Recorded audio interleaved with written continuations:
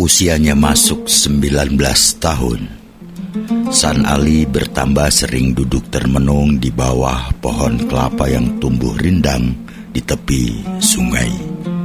Lewat derasnya arus, ia menangkap kenyataan bahwa aliran air yang terus-menerus itu akan mengalir menuju muara hingga Samudra Raya. Lewat gemerlap cahaya matahari, ia menyaksikan betapa sinar dunia itu bergerak dari timur ke barat seolah masuk ke sarangnya di dunia bawah. Saat menyaksikan warga desa sekitar Padepokan meninggal dunia, ia menyadari adanya aliran kehidupan manusia seperti gerakan air dan matahari menuju arah tertentu, pusat dari segala sesuatu. Selama merenung, ia menyadari bahwa pada hakikatnya segala apa yang tergelar di alam semesta ini adalah perwujudan dari aku. Air sungai, matahari, pepohonan, bebatuan, awan gumawan, manusia, langit, gunung gemunung, hewan, dan seluruh isi jagat raya ini memiliki aku masing-masing.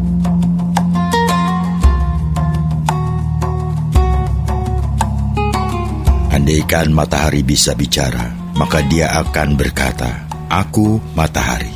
Begitu juga dengan seluruh isi jagat raya, pasti akan mengatakan, "Aku ini dan aku itu." Dan aku masing-masing itu, pikir San Ali, pasti memiliki pusat aku, semesta dari mana aku masing-masing itu berasal dan kemana aku masing-masing itu kembali. Selama ini, ia telah diajarkan bagaimana melakukan penyembahan kepada Gusti Allah, pencipta alam semesta, pangkal kejadian segala, atau tentang surga yang diperuntukkan untuk orang-orang saleh yang menyembah dan mengikuti peraturan agama yang diturunkan Gusti Allah. Ia juga telah diajarkan tentang neraka yang diperuntukkan orang-orang kafir yang mengabaikan ajaran agama. Ia belajar berbagai masalah kehidupan beragama yang membawa seseorang sebagai muslim sejati, yaitu mereka yang berbaris beriringan bersama-sama dengan orang-orang takwa yang dicintai Gusti Allah menuju surga, tempat kenikmatan dan kelezatan abadi. Kesadaran San Ali tentang hakikat aku pribadi dan aku semesta itu telah membawanya ke suatu hamparan kegamangan luar biasa dalam memaknai hidup. Jika sebelumnya, seperti murid Padepokan yang lain, ia memiliki harapan besar untuk bisa menjadi penghuni surga yang penuh kenikmatan, maka kini ia meragukan harapannya itu sebagai kebenaran mutlak. Bukankah surga hakikatnya adalah aku pribadi, bukan? Aku semesta yang menjadi sumber segala aku. Bukankah aku akan menyatu dengan aku surga jika harapanku memang ke sana? Bukankah agama mengajarkan intisari hakikat inna lillahi wa inna ilaihi roji'un, yang bermakna sesungguhnya semua aku berasal dari aku dan semua akan kembali ke aku sebagai asal segala aku? Dengan kesadaran itu, San Ali mulai merasakan kegelisahan mencakari jiwanya. Ia mulai mempertanyakan segala perilaku ibadah yang telah dijalankannya selama ini. Gusti Allah yang bagaimana yang ia sembah selama ini? Apakah ketundukan akunya di dalam sembahyang benar-benar perwujudan dari ketundukan aku terhadap aku? Bukankah sampai saat ini ia belum menemukan hakikat dari aku pribadinya? Di manakah aku pribadiku berada? Di mana aku pribadiku bisa ditemukan? Apakah aku bersembunyi di kedalaman hati jantung, paru-paru, aliran darah, sumsum, atau otak? Tidak satupun pelajaran yang diterimanya dari Syekh Datuk Kafi memberikan penjelasan yang memuaskan tentang semua pertanyaan ini. Ia mendapati kenyataan makin membuatnya gamang. Jika keberadaan pribadiku saja belum ku ketahui hakikatnya. Bagaimana mungkin aku mengetahui hakikat aku semesta jika hakikat aku semesta belum ku ketahui? Bagaimana aku bisa sampai kepadanya?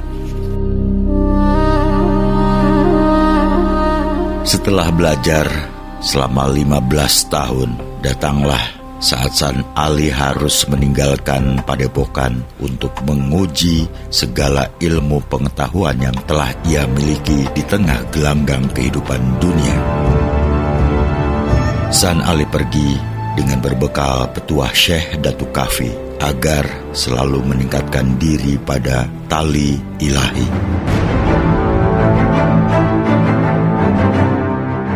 Intisari hakiki dari aku semesta yang menjadi pusat semua aku pribadi, dimanapun ia berada. Intisari dari ikatan tali ilahi itu adalah suasana keyakinan yang menandaskan bahwa aku semesta itulah pangkal segala. Engkau akan mengenal dia karena dia. Engkau tahu dia karena dia. Kepergian San Ali dari padepokan adalah bagian dari pencarian sejati, dari hakikat aku yang bermuara ke aku. Karena bagi harimau seperti San Ali dibutuhkan rimba raya yang lebih luas untuk menemukan sarangnya yang sejati. Bagi Syekh Datuk Kafi, kepergian San Ali merupakan bagian dari ujian menunaikan tekad aku yang menurut para pencarinya untuk mencari hakikat sejati. Aku yang menurut para pencarinya dilingkari 7 samudra, 7 lembah, 7 gunung, 7 jurang, 7 gurun, 7 rimba, dan 7 benteng yang dipenuhi pasukan penghalang berkekuatan mahadahsyat. Hanya dia yang berjiwa satria dan benar-benar berjuang keras menuju aku yang akan sampai kepadanya. Perjalanan San Ali mencari aku sebagai Sangkan Parani, asal-usul segala aku, pada dasarnya merupakan hal aneh bagi seumumnya manusia lumrah. Manusia umumnya mencari kemuliaan dan kenikmatan hidup berupa harta, kekayaan, pangkat tinggi, derajat kehormatan, kekuasaan, atau kenikmatan perempuan.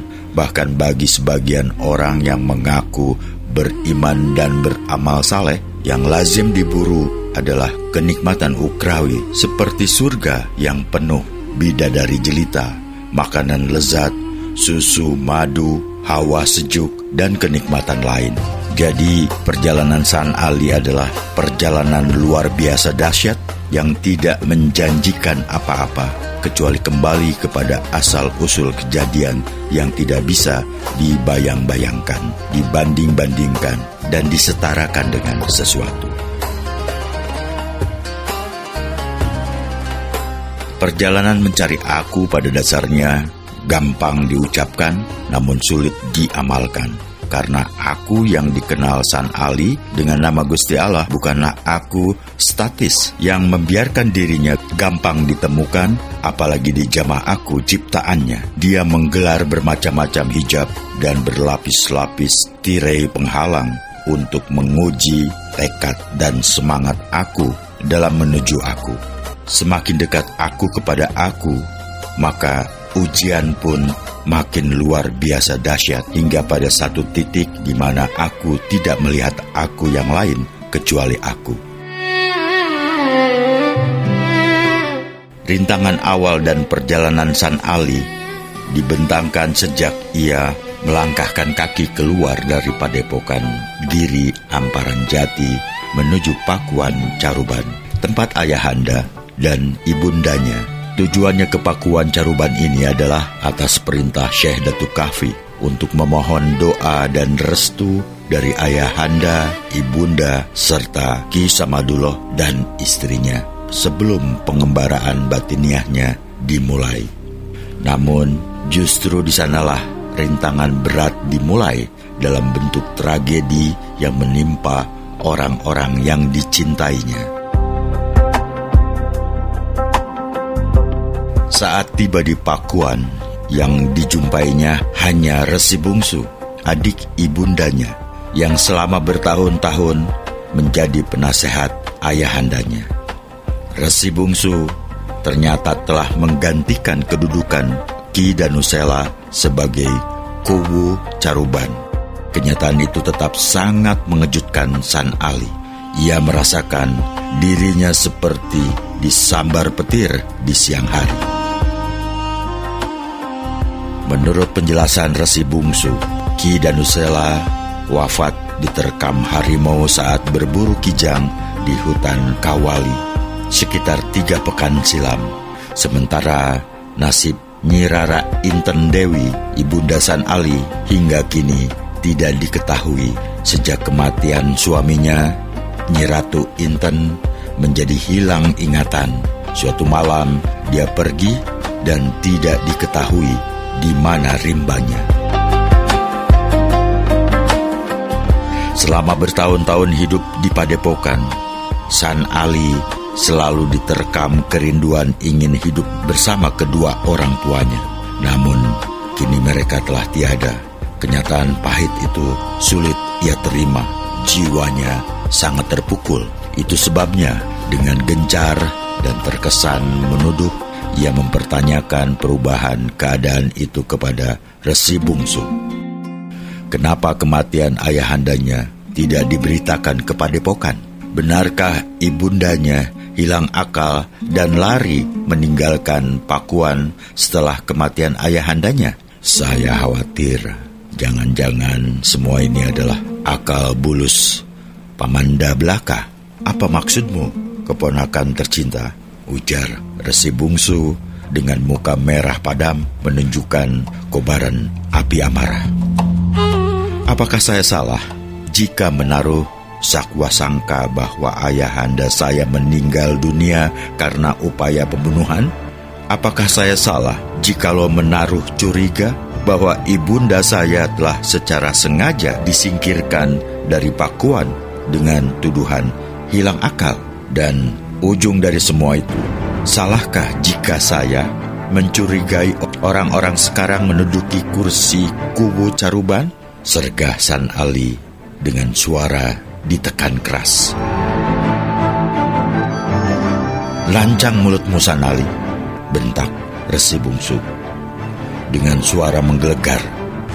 Sungguh, aku tidak pernah menduga murid terkasih Syekh Datuk Kafi memiliki mulut selancang dan sekejam dirimu. Tuduhanmu sangat menyakitkan karena tanpa dasar apapun. Ketahuilah, ponakanku, jika saat ini aku berkenan, akan kusuruh penggawa Pakuan untuk menangkap dan membunuhmu yang telah berbuat tidak tahu tata krama di hadapan yang di-Pertuan Caruban. Tidaklah engkau tahu bahwa aku adalah putra bungsu Prabu Surawisesa, Ratu Sanghyang?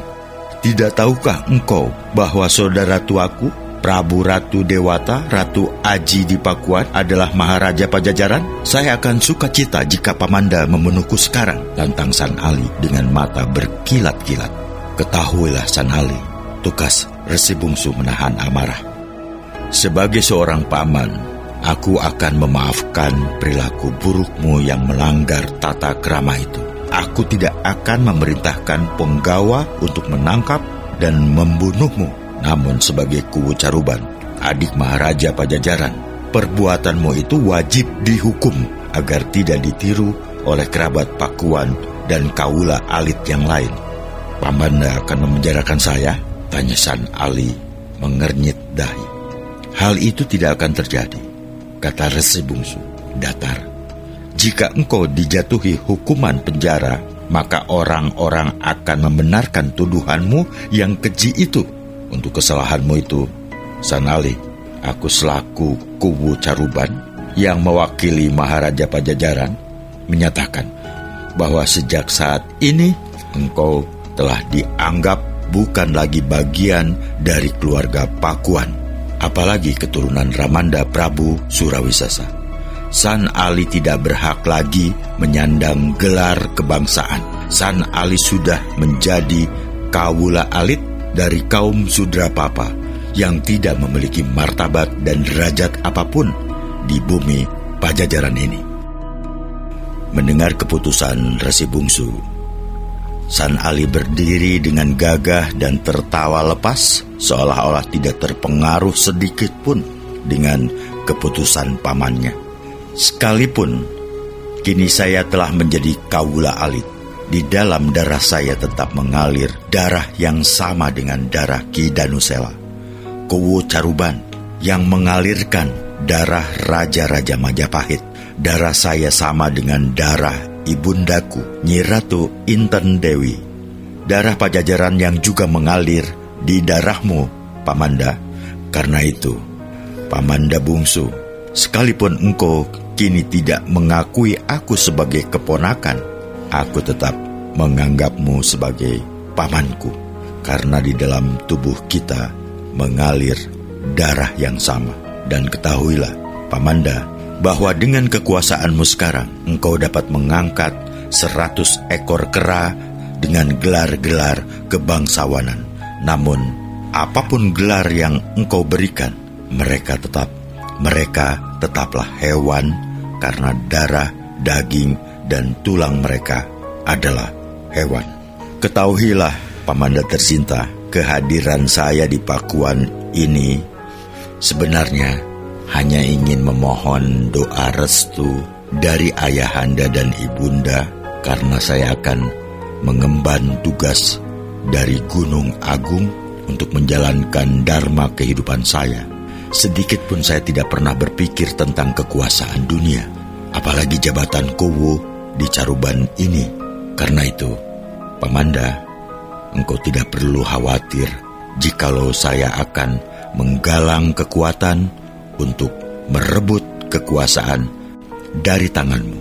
Ucapan San Ali benar-benar menusuk perasaan Resi Bungsu. Dengan suara penuh amarah dia menyerang dengan kata-kata menyakitkan.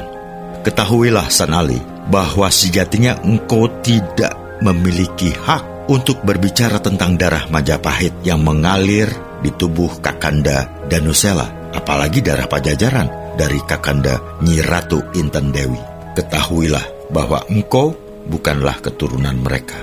Orang yang menjadi ayahandamu adalah orang asing keturunan Melayu Jambu Dwipa yang bernama Syekh Datuk Soleh yang mati di Ganyang Pagebluk. Begitu juga orang yang menjadi ibunda kandungmu. Jadi, San Ali, tidak ada darah Majapahit, apalagi darah Pajajaran di tubuhmu. Cukup adil jika aku melarangmu menggunakan gelar kebangsawanan, karena sejatinya engkau memang bukan berasal dari kalangan yang demikian. San Ali merasakan kepalanya bagai disambar petir. Ia tercengang demi mendengar uraian Resi Bungsu. Benar-benar membingungkan. Tubuhnya tiba-tiba terasa panas dingin. Benarkah ia bukan anak kandung Ki Danusela? Kenapa selama ini tidak ada yang membicarakan persoalan itu? Benarkah ayahandanya orang asing keturunan Melayu Jambu Dwipa bernama Datuk Soleh? Benarkah ayahanda dan ibunda kandungnya telah meninggal terkena pagebluk? Kenapa Guru Agung tidak pernah menceritakan hal itu? Dengan benak digumpali, tanda tanya berjejal-jejal dan hati penasaran, San Ali dengan langkah limbung meninggalkan pendapa Pakuan. Seluruh kebanggaannya sebagai putra Kuwu Caruban hancur binasa. Ia merasa bumi tempatnya berpijak terhempas ke bawah. Ia tidak memiliki apa-apa. Ia tidak memiliki apa-apa lagi. Kehormatan hidup, kebanggaan darah biru, orang tua kandung, dan bahkan orang tua angkat yang mencintainya. San Ali benar-benar merasakan akunya terasing sendiri, hina, dan papa.